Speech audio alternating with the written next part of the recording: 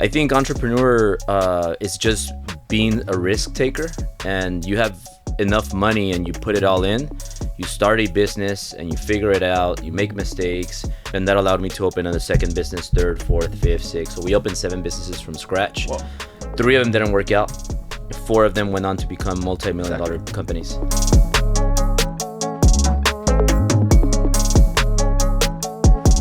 Ladies and gentlemen, welcome to the Money Mondays. We are here in an RV motorhome parked outside of Hubbo's studio right now because we're throwing 3 events in the next 24 hours. We've got Elevator Night, the all-women's edition of Elevator Night. We have an after party with Sean Kelly and 600 people registered. Then tomorrow, we have thousands and thousands of people coming to Aspire Tour right here at the Los Angeles Convention Center. When you guys are listening to this, it has just passed, and we're probably going to Denver. I think we're going to put this out on this Monday or the following Monday, and we're going to go to Denver, Colorado. We've already sold 3,200 tickets for that one as well. And our guest, he gets events with thousands of people too. He's thrown it 7 times, going on his 8th time. It's called the Driven event. He has the Mortgage Guys, TMG Lending, so many companies that he's building, mostly focused on the real estate category, plus his huge event called Driven. So, without further ado, ladies and gentlemen, give a warm round of applause to Mr. Albert Preciado. Thank you, Dan.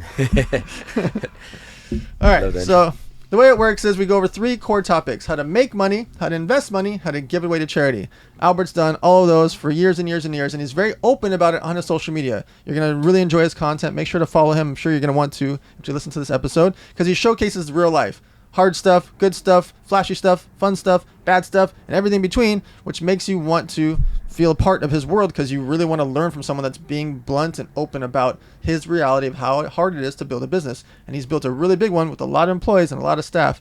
And so it's really fun to watch his social media, and you're going to see that in his answers today. But the way it works is we keep this episode to under 40 minutes because the average commute to work is 40 minutes. The average workout is 40 minutes. And so we're going to keep this to around 35 minutes for you guys today. So without further ado, we're going to make a quick 2-minute bio so we can get straight to the money. Tell them about yourself. Yeah, well, I'm just an entrepreneur. I'm a businessman.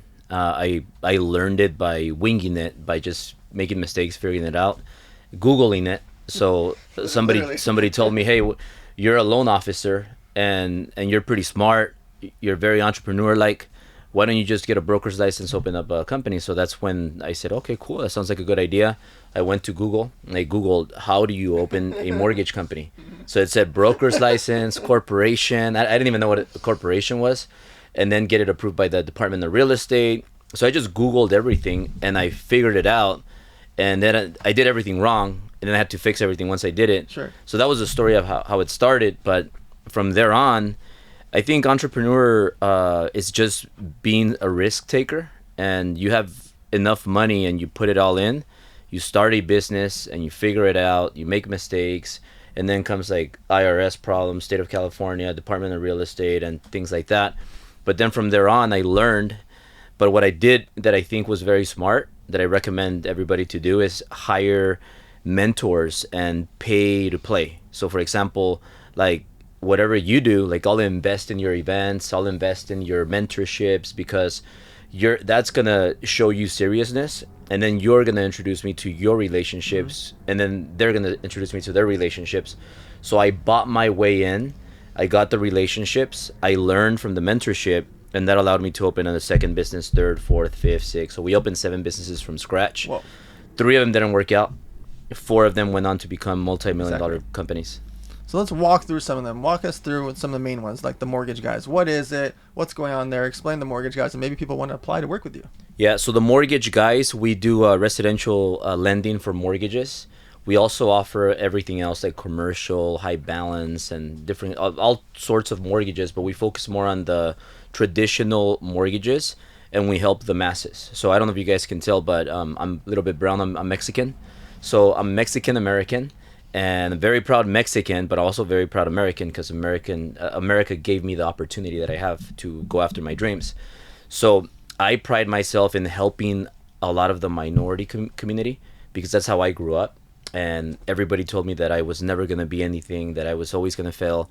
So growing with that pain, I don't know if it's because they relate to me, but a lot of my community, like, they reach out to me and they're like, hey, I want to buy a property, first-time home buyer. I don't know if I qualify. So there's this program, FHA, where it's only 3.5% down. You could buy up to 4 units, and we've helped a lot of families in the middle class, buy properties, and so we serve the masses. And we're licensed in California, Florida, but we're getting access to other states in the U.S. And what's TMG lending? Is that the mortgage guys lending? So it's actually driven. So we were doing TMG lending, but now it became driven funding. Got it. Yeah. So now it's driven funding, and driven funding allows any small business owner, as you know, that maybe they're expecting money 30 days, 60 days, 90 days from now, but they don't have the cash right now. They're maybe in the red or negative, and they need to pay payroll. Right. They need to pay up equipment. They need marketing money to make more money in the next few months. So this is a very easy process. Takes minutes, and you get approved from 5,000 to 250K instantly, and then that's how it works for any small business owner that wants to apply. How can someone do that? They go to drivenfunding.com. Drivenfunding.com. Oh, perfect.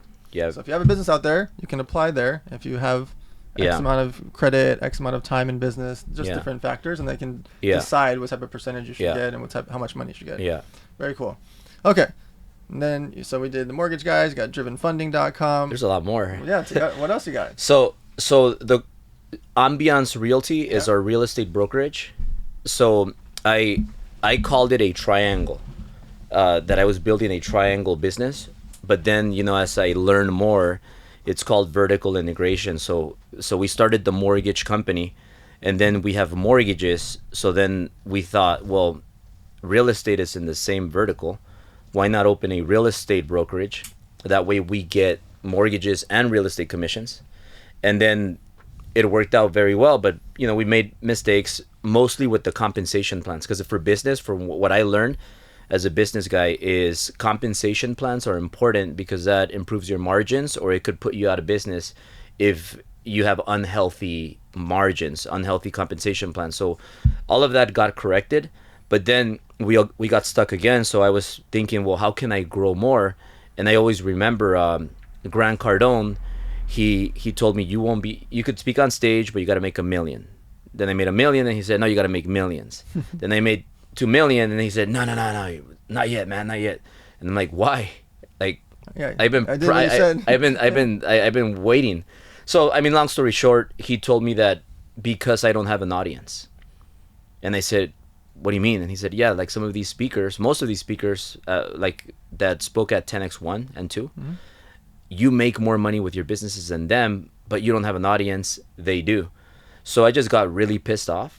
I remember I was like excited but pissed off. So I was pissed off at him and excited. I got home from Florida, and I get home and I told my wife, hey, you know what? We're starting an event. And she's like, what do you mean? And I said, yeah, we're starting an event. And she's like, well, what when? And I said, in 3 months. And then she said, where? And I said, well, the Ritz-Carlton in LA. It seems pretty nice. Yeah. It's fancy and nice. And because I was copying the Diplomat over there in Hollywood, and the 10X conference, the first one he did, the big one. So I was thinking like, well, we're going to match it. We're going to do the same. And so she said, well, 3 months? And I said, well, if he did it in 3 months, we could do it in 3 months. And she's like, well, what's it going to be called? And I was like, you know what? Let me take a shower. And this was when I got home from Florida, and I had some drinks on the flight. And so I had a nice buzz going on, and I was thinking. And I got home, but I was pissed off. And when you're pissed off and you're having to drink, you kind of get a little bit emotional. I'm going to take a shower, and I'll tell you when I get out. So I come out, and I was listening to some YouTube that they kept on mentioning Drive. So I tell her it's going to be called Drive. She didn't like the name Drive. So I said, well, let's just add an N. So we called it Driven. Wow. Filed a corporation, an S Corp, for Driven Enterprises, because I also copied, like Enterprises. He had a company like that called Enterprises. So I said Driven Enterprises Inc. So I just winged it again, opened that, and I said, we're going to do our own event, Driven event. And I created my own stage to grow my audience and to create my personal brand. And that was the start of it. You always told me that since day one that I met you, you got to work on your personal brand. So I've been doing that, but it's taken me 10 years. Sure. But I think people can do it a lot quicker now. Yes, absolutely. Okay. So you do your first event. Obviously, there's headaches, there's good things, bad things, and you get hundreds of people to show up. But then Driven 2, 3, 4, you start to get 1,000, 1,500, 2,000. I remember one of them we had like 2,600, 2,800. Like your events got big, like really big. Yeah. Talk us through the progression of how hard it is to build an event. I think you know better than anybody, but you just get used to the grind. Like you get used to working 18-hour days, like 7 times a week. Even when you're supposed to have a day where you chill or you're with family, I have this illness that you have too, because I see you all the time, where you're tied to your phone all the time. Right. So like right now, I want to text right now. No matter what's going on. I'm shaking. But I think some people say that's bad. Some people say that it's good. But you know what excites me though? What drives me? Having money to take care of like my parents, my family, my people. So sometimes you do like an event, or you do a podcast, or you go live, or you do a pitch at an event, and maybe it doesn't go as well as you want, or maybe you get no sales. And I know how hard that is when you work so hard and you don't get results. But as an entrepreneur, you got to keep doing it consistently, because you have 3 bad days, but then the 4th, 5th day could be like your best days. So you just keep repeating, and consistency always gives you the results. So we could have stopped Driven when COVID happened, and it wasn't growing the way we wanted. We were negative or breaking even the first 3. Of course. But then COVID happened, and then everybody stopped their events. So I remember I told I don't know if it's the Mexican in me, but I told my people, hey, first of all, you guys are not working from home. We're going to keep the office open. And then they're like, well, what if you get sued or you get in trouble? And like, I'd rather get sued but have money than to just let everybody work from home. And no, like we need to be in the office. We need to work harder than ever.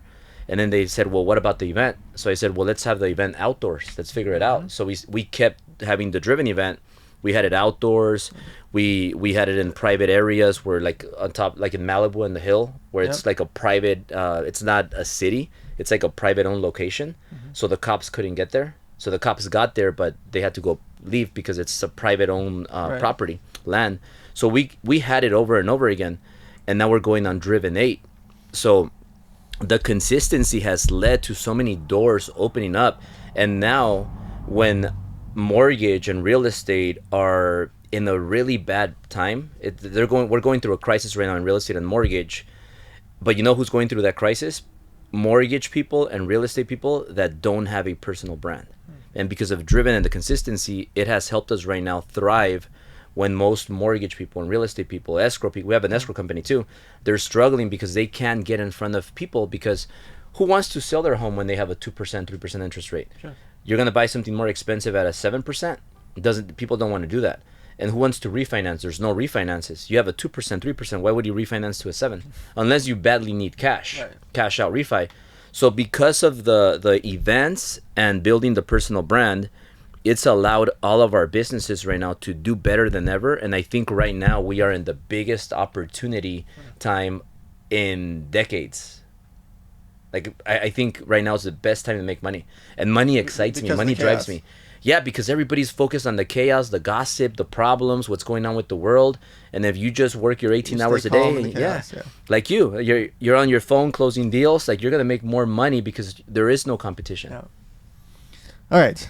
On the investing side, we talked a bit about making money in some of your events. On the investing side, did you ever like get into fixing and flipping or buying and renting, or like I remember you mentioned a story about getting your first house with your girl. Like talk us through that.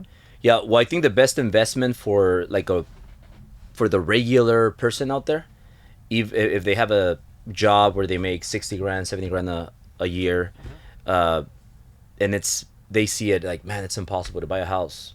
Start with a 4-unit property, finance it 3.5% down, FHA. It's an FHA loan, government loan.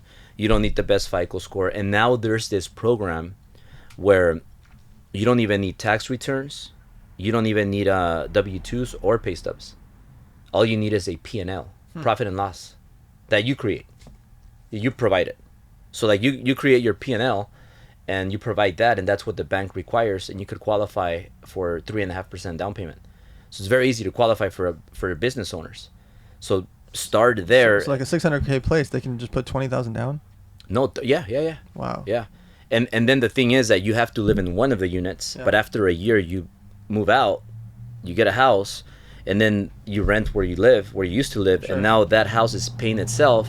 Right. Think about it. You keep it for a year, it's paid off. I mean, you keep it for 30 years, it's paid off in 30 years, and then it appreciated. So you course. become a millionaire Right. just by getting a property and starting there. But on the other side, like I did that when I started. I bought a 4-unit, then I bought a 3-unit, my wife a 3-unit, and then we started getting more multi-units, and then that's where we got the money to fund and grow the businesses. So we ran out of properties because we had to sell all of them because we were running out. There was a story when you were first about to get married, and then you like wanted to buy a house first or do some type of special loan first. Can you talk us through that story? Yeah, well, my wife badly wanted to marry me. Like, she was like dying to marry me, and I never wanted to get married because I wanted to be young, and I wanted to go out there, and I always pictured like I'm gonna have 10 hot girls, and I'm gonna alternate, and then I'm gonna change them for new ones, and I'm gonna have fun, and I'm always gonna be single. I don't know if this is like a guy dream. You want to be Dan Bilzerian. Yeah, pretty much. That's yeah, his videographer right there. Yeah. He traveled the world with that. Like for the Latinos, there's this guy Luis Miguel. Okay. Like, he used to date Oh, yeah, all of these course. girls, Yeah. and he was like the Dan Bilzerian, but in Mexico. Mm-hmm. But that's what I wanted to do. Like, I like money, and I like women, and I like alcohol. So that's what I wanted to do. But then, I really liked this girl, and she needed to get married, so I was forced to get married. So she needed to get married because she was born in Mexico, right? So she needed to get married, and it was that time. Well, I need to get married now, and I'm like, fuck, dude. I was like, it was like a nightmare. I'm like, I don't want to get married.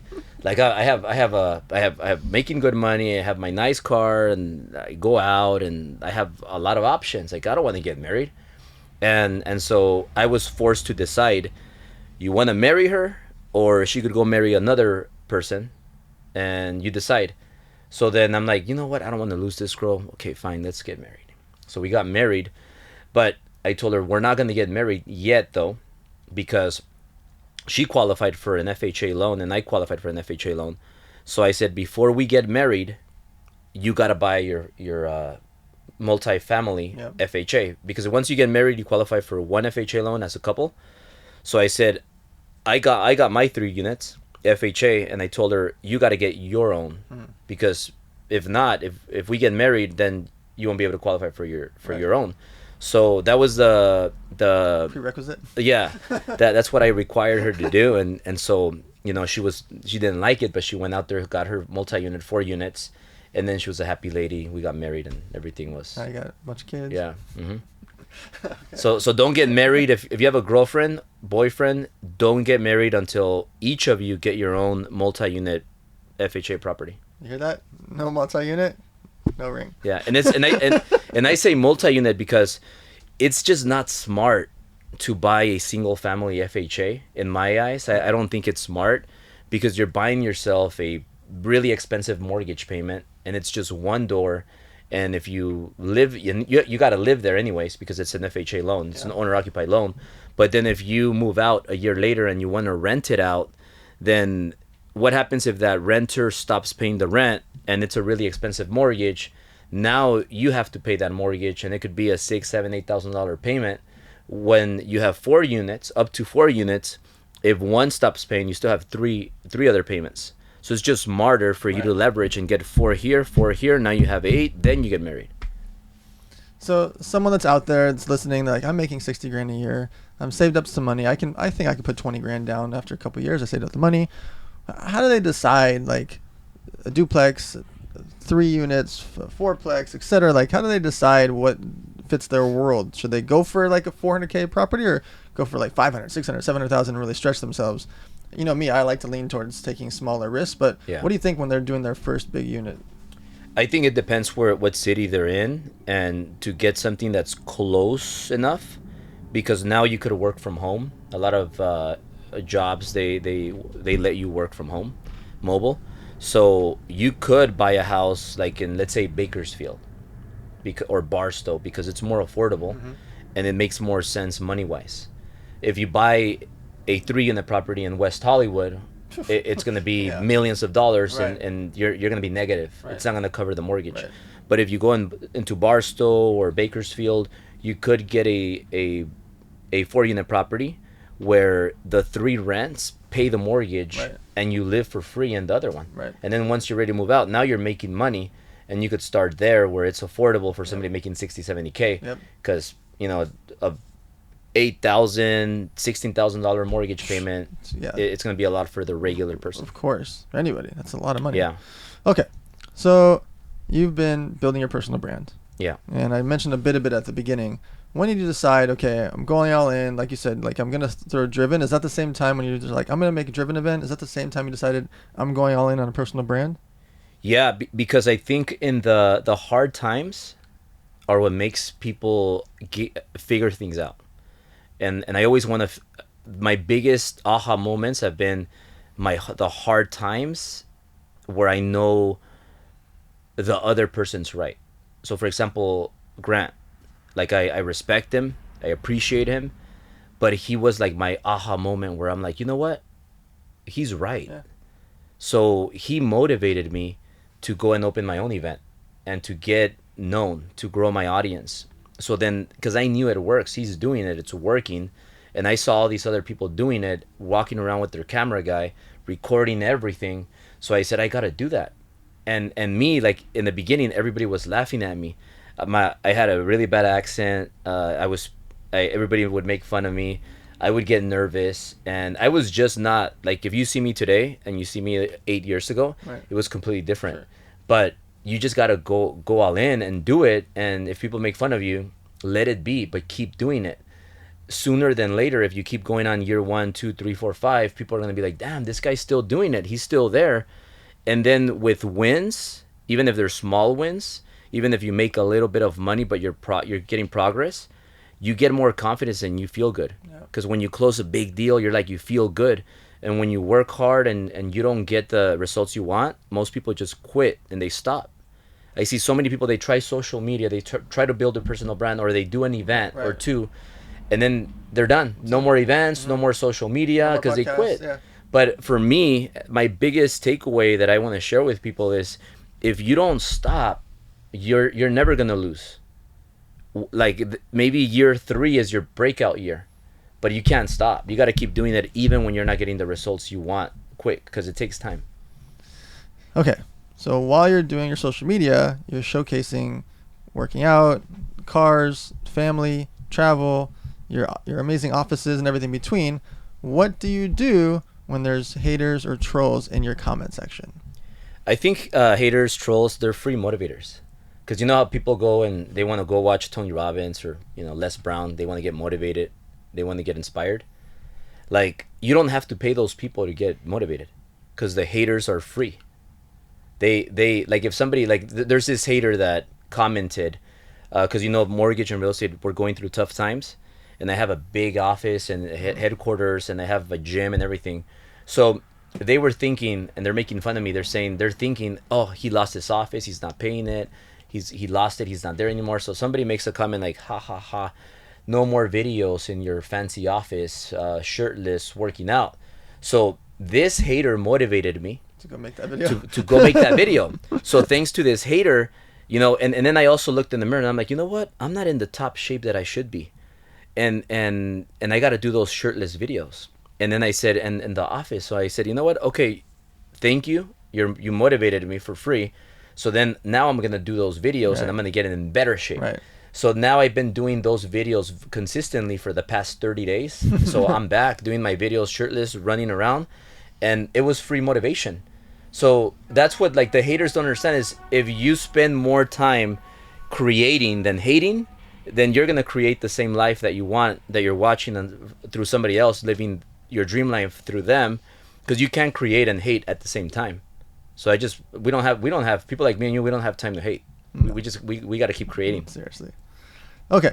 So we talked a bit about making money, a bit about investing money. Now let's talk about the charity side. Why do you think it's important for people to incorporate charity either into their personal lives or into their business with their staff? I think charity is key. You do a lot of that. I like also to give to your foundation and all that. I always do. And I think when you give, you get. So the more you give, the more you get. Even when I'm broke, because I'm broke a lot of times, like I'll make good money and then I'll reinvest it. Sure. So I like to stay broke because it keeps me hungry. Absolutely. But even when I'm like, man, I don't have as much money right now as I want, I still give the money that I have because I know that a good deed comes back in multiples. So I always want to give, and some people will appreciate it, some people won't, but it's important to just always keep giving, and having a good charity.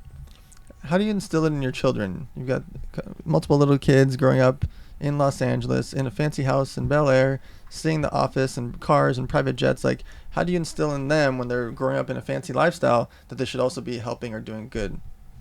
Well, they see that we take them to work, and we show them like, hey, look, this is how we run the office.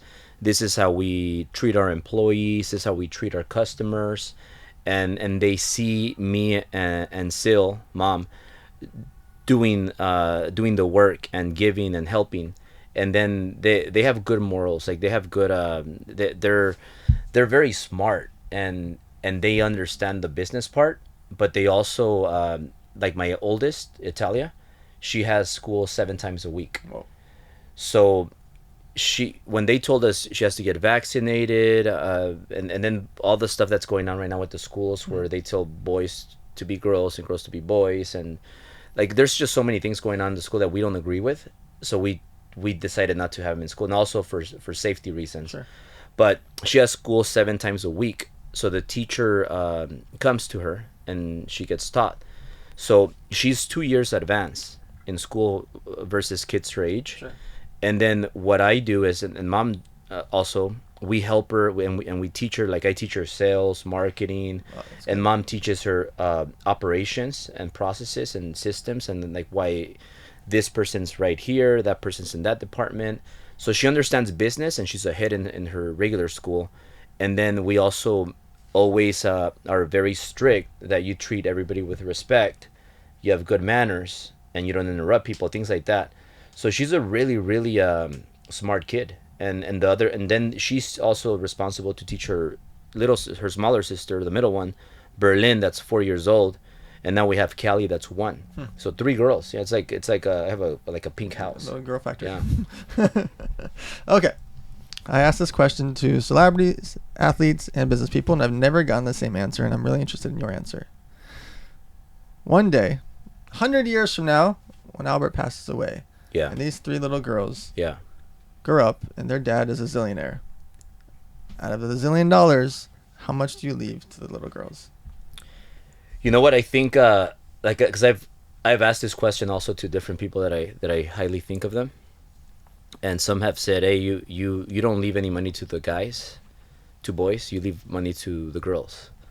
And why? Because a man should figure it out, and because girls, they should be taken care of.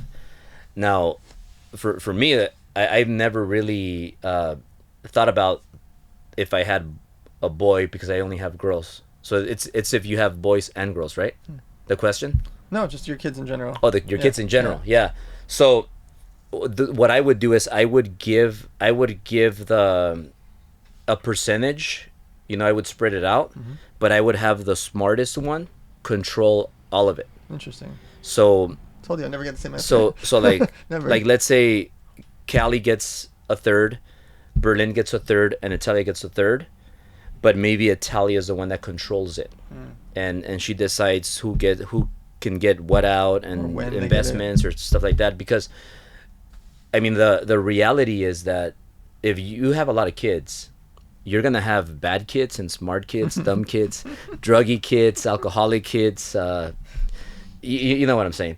So if you just leave equal parts to everybody, what's gonna happen if your druggy kid gets a bunch of money, right? They're gonna go out there and kill themselves. So that's why I think it's very important to have a CEO for your kids that's in charge of the money that's left. Very cool. Well, definitely never got the same answer before. All right. As you guys are hearing this, I'm going to have Albert back on this podcast multiple times. We've been friends for many years. Make sure to check him out on social media. It's at Albert Preciado across all platforms, especially Instagram. He goes live there very often. He does a lot of great content teaching people about what he's doing, and he's doing it on a consistent daily basis, which you guys should look at and emulate the things that you like for yourself. Now, as you guys know, we don't do ads here. the Money Mondays is important to me because I want you guys to have these discussions. When we grew up, it was rude to talk about money in the household. People didn't do it. It was rude to talk about it at school. You didn't learn about it. And so I want you guys to go out there and share content like this. You're going to see a lot of clips. Obviously, there's been a lot of fun clips of today's episode. But in general, share the podcast, like it, comment, subscribe. Check out Albert's podcast as well. It's really important to have these discussions in our society. And we appreciate you guys. We'll see you guys on the Money Mondays next Monday.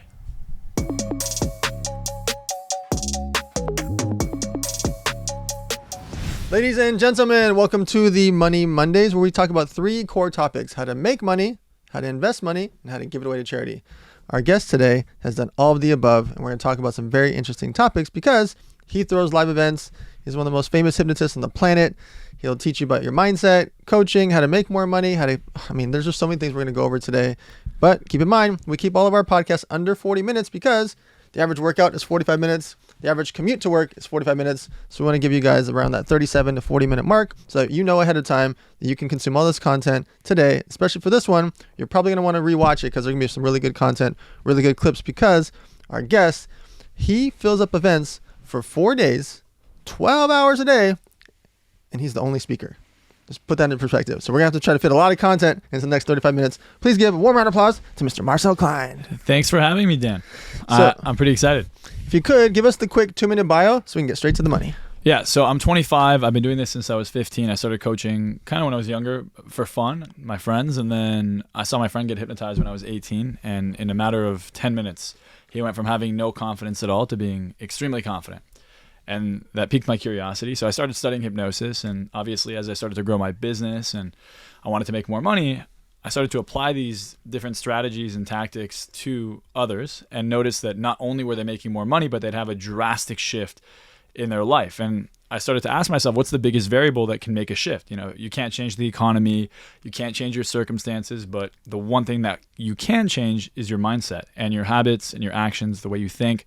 So when I started focusing on the mind, I found that I opened a Pandora's box that led me on a path to become very successful very quickly. I think a lot of people in this industry say they're successful, and they're not. And they say that they know what they're doing, and they don't get results. Like I have people come to my seminar, I have people come to me one-on-one, and I turn their life around in a matter of minutes, whereas they might have gone to a therapist or a psychiatrist or a psychologist for a decade. They're on medication and they still haven't gotten the results. Yeah. So, my goal today would be to really show people that they can make a massive change in a very short amount of time, hopefully by the end of this podcast, and have a drastic impact on your income and your personal life. So on the making money side, why is mindset important? Why is it so important to people? Why can't they just study, go to college, and then go get a job and make some money? Why do you think mindset's important? Well, I think most people think too small, right? We're literally brainwashed to think that getting a job, maybe making like $200,000 a year, is on the very high end of the spectrum, and that's going to give you the life you want. But the truth is, if you're making $200K a year, you're a doctor, you're a lawyer. My sister's an attorney. She went to law school, Pepperdine. She had a full ride scholarship to UCLA and Pepperdine, my twin sister, and she's asking me for money every day. She's asking for me to pay for her rent and her car payments. And I look at this and I say, well, most people think that if you go the long route and you get a formal education, you're going to do it for wealth. The truth is you're doing it to secure yourself a job, but a job is never going to make you wealthy. The thing that's going to make you wealthy is thinking big. And I think a lot of people refuse to go the informal route, the entrepreneurship route, because they don't have the confidence, they're scared, they think they're going to fail. And because of that, they take a step back, or they're too slow. They may know what they should do, but they don't, or they give up really quickly because they're like, oh my God, this is scary. And I think those who are very successful, probably including yourself, have gone through so many ups and downs, so many moments where things would seemingly be uncomfortable. But, for me or for you or other entrepreneurs, people who think really big, they're just so focused on the goal, on the vision, that they cannot stop. And as most people kind of focus on the fact that it's just never going to happen, they don't believe in themselves, and therefore they never make more money. So I think shifting your mindset gives you that leverage to actually take the action you should take to make more money. So someone's out there making 60 grand, 80 grand, 100 grand, such to hit $120,000 a year, but they're scared to become an entrepreneur. And entrepreneurship is scary. What do you think it is that holds people back from the mindset from making that leap into the entrepreneurship world? I think the biggest thing is what they've been taught.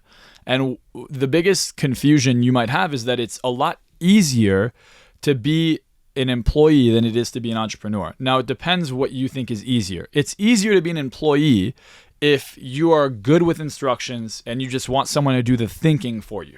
So if you want someone to say, hey, you know what, just do this, this, and this, all of a sudden now, it's easy. But if you're an entrepreneur, you actually have more free time. Like you really do have more time because you're better at leveraging your time. You're more productive if you're a good entrepreneur. And the thing I would tell people is that you have to pick it depends on what you value. If you value money over time, then being an employee is amazing because you're going to sell all your time for a little bit of money and you're going to feel comfortable. If you value time way more than money, well, you're going to make sure that you make the most out of every moment you have. And that's really why people become entrepreneurs. I find they're entrepreneurs because they want more freedom. They want to make a bigger impact. They have a bigger purpose. It's not just because they don't want someone to tell them what to do. That's not enough motivation because there's going to be a lot of moments where you're going to ask people for advice. I mean, as an entrepreneur, I want someone to tell me what to do. Someone who's more successful than me. I want to listen to them, but I act on it immediately. Whereas if you're just an employee, you're making 60 to 80K a year, you want to make 120. I think there's going to be a dip in income, especially if you quit your job, you start something new. Like there's a learning curve. You're not going to just make the money. But as soon as you commit to it and you say, hey, no matter what, I'm going to make this happen, overnight you're going to make, that decision alone will ultimately make you way more money in the long term. And I think most entrepreneurs fail. I think there was a statistic. It's like 85 or 90% of businesses fail because they don't have enough leads. Like that's the marketing. Marketing is the number one reason businesses fail. And I remember at the start having this issue. And most of my friends that started with me gave up. They all have jobs now. Right. And I think that there were moments I had no leads at all, but I would go to the mall. I'd walk up to people. I just wanted it so bad that I didn't give up. And I think a lot of people just have to realize that if you commit, you have to go all in. It's not entrepreneurship or business in general. It's not a half in, half out. It's an all in thing. You got to make fast decisions. You got to really value your time. And I think those are the traits that I see, in common with those who are successful. So you showed me videos of hundreds and hundreds and hundreds of people coming to your events, again, for 4 days at a time, these long sessions. Yeah. Why is it important for someone to either go to business events, get a mentor, get a coach? Why is it important to learn these things from someone that's an expert in the space? The best way to put it is that, people think it takes years to learn something or years to get the knowledge to get the result. The truth is you can get the knowledge in an hour. You can get the knowledge in a day. It's just implementing the knowledge that takes people a lot of time. So if you had all the knowledge, like if I started from scratch or you started from scratch, I'd probably be back here within a year. And a year is that's me exaggerating. At least my revenue numbers would be exactly the same within 30 to 60 days. I actually think within 30 to 60 days, I'd be making exactly the same amount of money if I started from scratch because I have all the strategies, the mindset, the model. I understand the systems. Like I've built it. I have the experience. I think you can't get experience in an hour. You're not going to get the experience. But if you have the right network, like right now, you're introducing me to someone that's going to help me literally go to that next level. You're literally making an intro for me later today, someone that's going to help me go to that next level. And I think a lot of people undervalue the networking at these events. The common misconception is you go to these events and everyone's a loser or something. The truth is everyone at this event is an entrepreneur. They're all millionaires. They're all extremely successful. These are the top 1% all huddle up in a room and all want to learn. I find that people who are actually not successful and those who are usually less, monetarily like people who just have less money might be more skeptical. They're like, oh no, I don't want to hear that. That sounds like a scam or like this guy. What does he know? I went to UCLA or an Ivy League. Fantastic. But, I oftentimes see people go to Ivy Leagues or, UCLA, Pepperdine, like the best schools you could think of. And they really don't make that much money because it's not designed to make you money. They're not sitting there teaching you how to make money. They're teaching you how to be a really good student of whatever it is you're practicing, whether it's law, medicine. Entrepreneurship is a game of wisdom, and I think it's a game of people. And you have to be really good with people, and you have to be really innovative, and you have to solve problems really well and get used to feeling stress. If you are not used to managing your own emotions, then there's no place for you as an entrepreneur. And if you go to these events, people who have done these things before will show you, especially, you come to my event, I show people how to control all their feelings, all their emotions. I show them how to influence others. You walk into a room with investors, suddenly they're throwing money at you. Why do they want to invest with someone who's necessarily charismatic and maybe you don't have that? Well, how do you work on that? Everything's a muscle. And I think a lot of people work on the skills that don't make them money. Like, for example, they work on their logo or they work on their website. That's not going to necessarily move the needle. What can you do right now that will change the game for you? And I think people don't ask themselves that question. They think it takes a lot longer than it does. So I'm going to give you guys a real life example. Imagine I want to start a clothing brand and Marcel wants to start a clothing brand, but I hired Damon John to be my consultant. Who do you think is going to get to $1 million faster? When you go through the process, Damon John's going to know what manufacturer to use, what warehouse to use, who should handle the shipping, who should do the merchant accounts, who should be the sales reps. He's going to know what happens at the retail stores, what type of merchandising displays, what type of marketing should happen, what the e-commerce should look like, so what platform should we use, what do we do with returns. Marcel's going to be figuring it out because it's his first time trying to build a clothing line. Even though he's successful in other categories, I've got someone that's done $1 billion that's guiding me through the forest. Does that make sense? And so if you have something where you can learn, which you can from books, from YouTube, from courses, from mentors, from coaches, from business events, you have so much access to information, like Damon John in the clothing brand example. If you want to start something, whatever category you're in, go hire a coach, go buy their books, go listen to YouTube, consume all the information before you even get started, because it'll put you way ahead of the person across the table from you that's trying to do the exact same thing. All right, so we talked a bit about the making money side. Let's go on the investing side. Why should people invest money, time, and energy into themselves and into their mindset? I think it increases, if you work on yourself, it increases your capacity to make more money in the short term and in the long term. So if you're right now in a place where you can only make $100K a year, for example, to make the numbers simple, and you were able to do something or learn something that would make you $1 million a year, well, you just 10x your income, not just today, but your ability to compound that. So if I were to invest $1 million versus $100,000 year after year, that right there compounds. The second thing that I think is important is that, again, we only have so much time. And when you don't change your mindset fast enough, people take a long time to change. They take a long time to make decisions. If you don't change fast enough, you're not going to get to where you want to go soon. I mean, you're going to run out of time. So we all have a certain limit to what our potential looks like. And that limit depends on how soon you start and when you die. So if you start in a year, then your potential obviously decreases. And it also exponentially grows. So, year 1, you might make $1 million. Year 2, you might make 3. Year 4, 5, 6, you're at 10, 20, 30, you might have a couple dips, but the trend will be upwards and it'll compound. I think other people maybe underestimate how quickly you can grow and how exponential it is. So every year you waste could be tens of millions of dollars that you're actually losing because you didn't make the decision sooner. So when I pitch masterminds or coaching, and also when I hear friends pitch it, there's one main thing. Imagine someone says, I charge $100,000, you charge $100,000, you sometimes charge $1 million. So if I charge $100,000, but your business does 12 million sales, do you think I can help your business by 1%? I hope so, yeah. Right? You think I can help you make or save 1%? Well, if the answer is yes, because you do 12 million, then I can help you make or save 120 grand. What if it was 2% or 3%? But more importantly, if you pay me that once and you learn that information or get that relationship or get that access or learn how to save on taxes or make more sales, that doesn't go away. Next year you do 18 million. Then you do 26, then you do 40 and 70, etc. And you still have that information that you got from me, the connections, the access, etc. And so that's why I'm obsessed with coaching, why I'm obsessed with mentors, etc. and books, YouTube, and everything we talked about. Because if I'm on a trajectory to do 2 million, 5 million, 10 million, 100 million, whatever the number is, and a little bit change, 1%, 2% change, it literally compounds over the course of time. Yep. It's a drastic number. If I'm 1 or 2% better because he taught me something, and then that happens again next year when I have a bigger business, and then again next year, and again 8 years from now, from the one thing he told me sitting in an RV in 2024, how much would I pay for that? Like when you really think about it. When sometimes people hear like, I can't believe you charge 100 grand or you charge 10 grand for this or 50 grand for that. The math compounds over the course of time. And the things that you learn, nobody takes that away from you. Another way to look at it is, hey, you might say a good investment is, put 100K, let's just say best, you got lucky. You found the best piece of real estate. You found $1 million lot for $100,000 and you bought it. And you could flip it tomorrow for $1 million, right? And now you have $900,000 in profit. As good of an investment as that is, it's not common. And it's not going to happen more than once, maybe every decade, let's just say. But if you spend $100,000 into a skill that will make you exponentially more money, well, now there's no limit. So an example of a skill like that would be the skill to influence others at a really high level, like communication. If you can walk into a room and you can get others to want to do business with you, you can get a team, people who work for you to really want to work for you, but at a super high level. You could train a sales team to convert better. You can train your marketing team on how to perform at their best. Or you could just walk in a room with investors and just get investors to throw money in your face. Everyone wants to partner up with you. Everyone wants to invest with you. Well, of course, that's going to be exponentially more valuable. And the skill you learned there was communication, influence. Maybe you worked on your confidence and your mindset.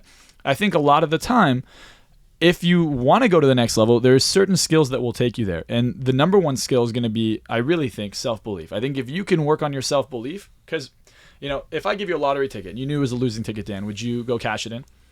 No. But if you knew it was the winning ticket, you would do anything to cash it in. I would leave right now. You would leave right now. You do anything. So everyone has a winning lottery ticket. It's just the question is, are they willing to do what it takes to cash it in? An entrepreneur believes they have the winning lottery ticket. They have an idea. And even if the idea fails, they're not attached to the idea. They're attached to the outcome. The outcome is, hey, I'm going to be successful. I'm going to make this money. I'm going to have millions and millions of dollars in my bank account. And I think some entrepreneurs don't have the best ideas. Like, you'll notice those that pick smaller items. Like, if you want to sell a low ticket item, because remember, a lot of people think small. So they might want to sell a $10 product or a $20 or $30 product or a $100 product and think that they're going to scale out millions of dollars.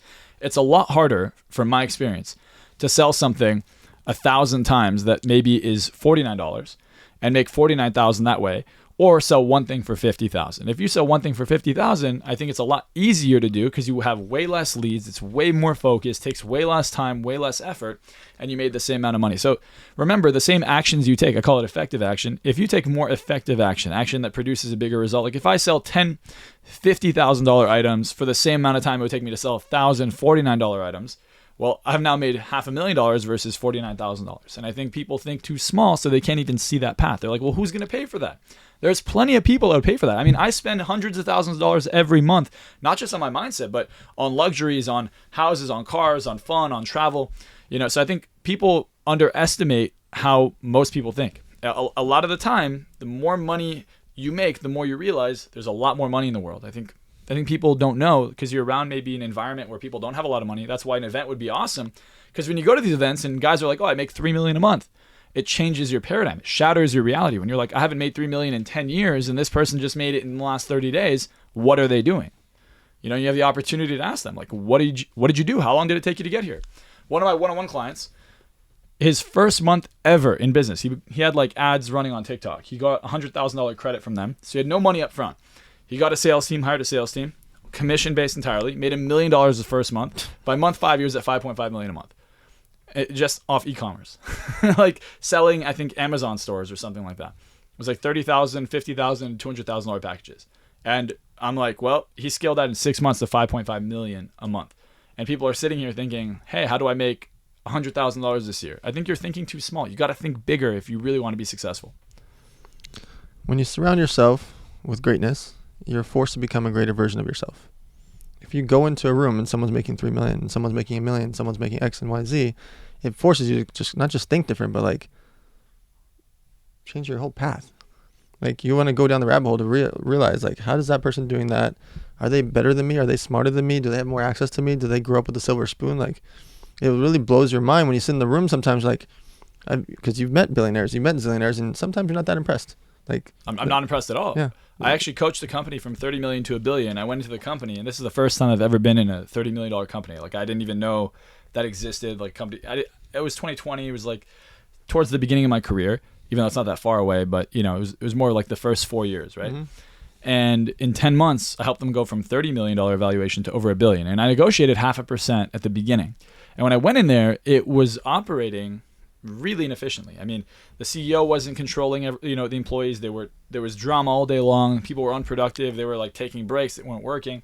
The communication was just messed up. And you just fix small things, and suddenly they're running extremely efficient, and they've changed. And I think all businesses fail if the leadership is not in the right place, like if their mindset's not in the right place. So in this case, he was still thinking like a startup. He's been doing this for 10 years. Took him 10 years to get to a $30 million valuation.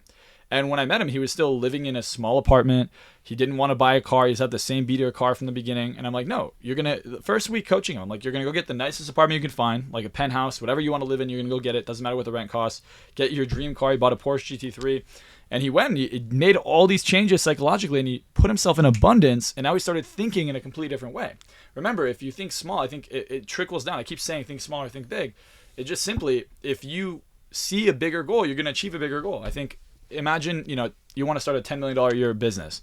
Well, if you fail and you only made $1 million this year, you still did better than if you failed at $1 million a year business and only made 100,000. I'd rather fail on the way to 10 million than fail, come short of 10 million or 50 million or 60 million and come short of like a $500,000 goal. Go ahead. So someone at home is sitting there and they're hearing you say all these numbers and they're like, man, like I'm just getting out of college, or I just started making my first 60, 70 grand a year. What are the things that they can do, or what can they read or search or hear about or listen to? Like, what are the first things to just like expand their mind? Yeah, so that's a great question. I think the first thing you have to do, and this is going to take a second to unwind what I'm saying, but you have to de-pedestalize money. A lot of the time we put money on a pedestal. We think, hey, $100, wow, it's a lot of money, or $1,000, wow, it's a lot of money. When you devalue money, it's easier to make the money. So at the beginning of your career, let's say you're starting off, you're coming out of college, the idea of maybe having like a Ferrari or a nice house or making $1 million, or you're thinking to yourself, if I was making $20,000 a month, I would be rich. Like, these are the thoughts going through your head. Well, suddenly you make that money and it doesn't seem so big anymore. Because if you want to have the mansion, you want to have the cars, you want to eat out at dinners, you want to travel, before you know it, you're spending $100,000, $150,000 a month, and now you feel a bit restricted. Now you have employees, now you have a team, now you have payroll, you got rent, you got to pay for your office, you got to pay all these expenses that you didn't think about, and now you're spending $200,000 or $250,000 a month just to afford your business. So for you to even get to that point, you have to take money off a pedestal. And if you're just starting off, my advice to you would be get used to spending money out of your comfort zone. Sometimes they're like, oh, save your money. You're going to save, even if you save $1,000 a month for 3 years, you don't have any money. $36,000 is nothing. Like, it really is, in the grand scheme of things, it's not a lot of money. You're not going to do anything with it. The best thing you could do when you're making less than $10,000 a month is to save it up and come to events and learn skills, network with people that will help you make more money. Up until you're making $25,000, $30,000 a month, even the idea, like the thought of saving, shouldn't even cross your mind. I think people confuse, hey, I should save money. You should save money when you're making a lot of money. When you could save $200,000 a month, $100,000 a month, $50,000 a month at the minimum, then you could save money. Because then you could take that money and you can compound it somewhere else. But if you're not making enough, then the idea of saving, they're like, save for a rainy day. Why does there have to be a rainy day? Why do you have to go into the mindset of, oh, things are going to get bad? They're not going to get bad if you're innovative, if you can see forward. If you make less than $10,000 a month, it's already bad. It's not going to get much worse, So the other core topic we'd like to talk about is charity side. Mm-hmm. Why do you think it's important for people, either for their household or for their business, to involve something to do with charity?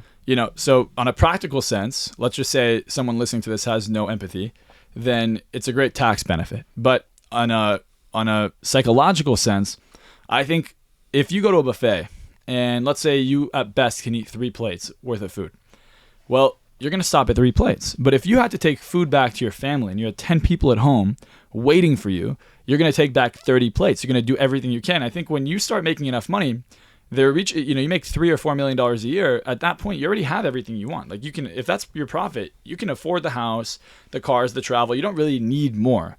When you start making an impact on someone, or you have a charity or a purpose greater than yourself, you're going to be far more motivated. And I think if you have the mindset that, hey, I'm going to give 10 or 20% of what I make at the end of the year to a certain cause every single year, you're going to be really motivated, because you get comfortable. People get comfortable. They're like, hey, I make this much. I don't want to work anymore. When you're donating, it gives you drive. It says, hey, like, this isn't for me. This is for them. When you're looking at the cause, you're looking at, let's say kids, there's a problem. Like, I donate to kids in Africa. Like, I donate food and money to orphanages all the time. When I look at these kids and they don't have an education, they don't have food, they don't have clean water, they need wells made, I am motivated to go make more money to send them, because your money, let's say in Africa, goes 10 times further than it does here. So if I send them $10,000, that'll go way further than what here. So my motivation is, if I could send them like $500,000, not at once, because I don't think that people can manage it, but if I could send them $500,000 every couple years, how much of an impact would it make on these kids' education? They don't have to worry about water. They could sit there. They can, learn. They could study. They have new textbooks. Maybe they have uniform, dress code. They just feel like they're better. They have a different mindset. I can kind of influence the curriculum slightly. I can give them some resources myself. These are all things that motivate me to make more money. Also, taking care of my friends. Even if it's not to a charity, what if you could take care of your parents? What if you could take care of your really good friends? Hey, you know what? My friend's struggling this month. Let me help them out. Let me buy them a ticket to a seminar. Like, simple things like that would make a change in someone else's life, I think will motivate you. And oftentimes, people don't think about it that way. It's always selfish. It's like, why would I donate my money to a charity? Well, because you're thinking selfishly, you're never going to make that much money. Anyone who's thinking about themselves, if it's about me, not about we, you're not going to go far.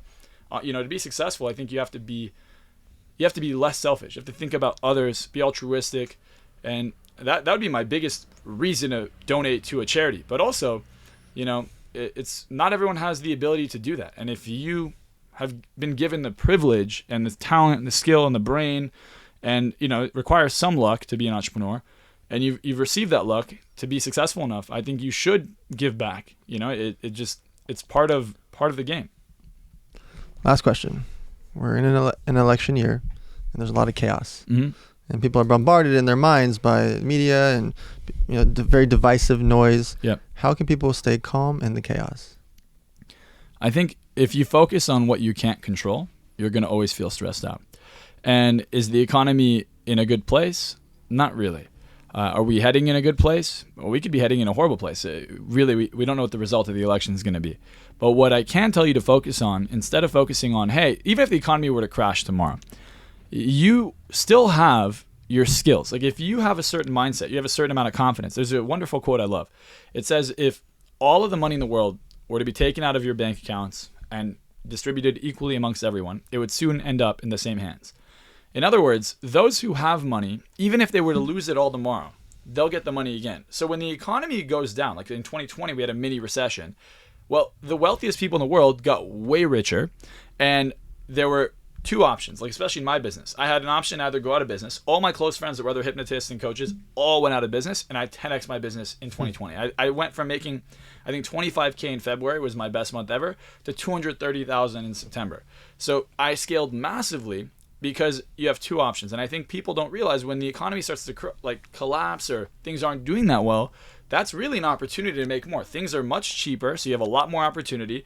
And two, although other people all believe there's no money, rich people still have money. So if you're solving a rich person's problem rather than a poor person's problem, you're never going to run out of money. Like if you go to Honda right now, you could buy a car under MSRP. You go to Toyota, you buy a car under MSRP. Every time I buy a new car, like I bought an Audi R8 the other day, I bought a GT3, a Ferrari. All these cars are still 100,000 over MSRP, 60,000 over MSRP, because the people buying them always have money. Rich people have money all the time. So if you go into a luxury market and you start a business that targets rich people, you're never going to have a problem with the economy going down. All right, guys. I'm going to obviously have to bring him back because I can talk to him for hours about these different types of topics. What's important for you guys to do is have these discussions with your friends, family, followers, like I always say. We don't run ads here. It's been over a year now. And I really want you guys to consume all the content, talk to your friends and followers about it, because we all grew up thinking it's rude to talk about money. And I think it's rude to not talk about it. You have to talk about loans and taxes and IRS and what happens when your friend borrows money from you, and what happens if you break up with this person, what happens if you got to pay for rent, should I lease, should I buy, should I get a mortgage, what should I do? We don't talk about it because we thought it was rude. And we have to have these discussions. So you guys can go to themoneymondays.com, watch us there. You can obviously share this with your friends. Like, comment, subscribe, everything. Check them out on social media, and we'll see you guys next Monday.